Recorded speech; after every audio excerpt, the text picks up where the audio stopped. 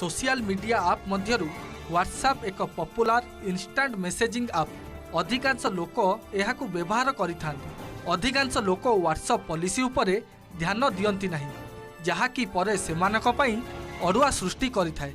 एपरिकी WhatsApp policy न मानिले हुए तो आपन को जेल मध्य होई पारे।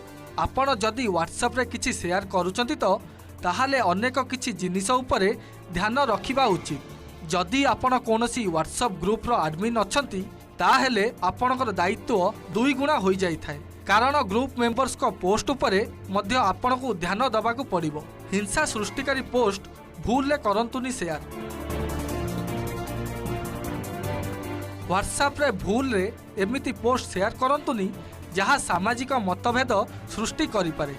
जदि आपण एमिति किछि पोस्ट शेयर करूचंती ताहाले आपणक व्हाट्सएप अकाउंट ब्लॉक होई जीवो। व्हाट्सएप पॉलिसी मानु नथिबा यूजर्स को अकाउंट को कंपनी मासे जाए बैन करि देई थाए।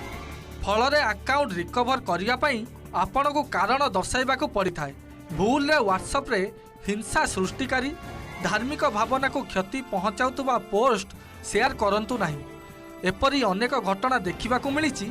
दंगा सृष्टि पई व्हाट्सएप ग्रुप रो व्यवहार करा जाई थाए। जदि आपण एमिति ग्रुप रे अछंती ताहाले से ग्रुप रो बाहरी जांतु, नचेत परे यह आपणक पई अड़ुआ सृष्टि करि पारे। दंगा हेले पुलिस प्रथमे एभली दंगा सृष्टि करतबा ग्रुप उपरे कार्यानुष्ठान ग्रहण करिथाए। चाइल्ड पॉर्न शेयर कले मध्य कार्यानुष्ठान ग्रहण होइथाए।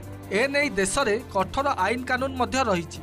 व्हाट्सएप रे एभली कंटेंट शेयर करंतु नहीं, जेउथिरे धर्म जाति को अपमान करा जाइथिबा एभली कंटेंट उपरे आईनगत कार्यानुष्ठान ग्रहण करा जाई पारिबो। Bureau report OTV।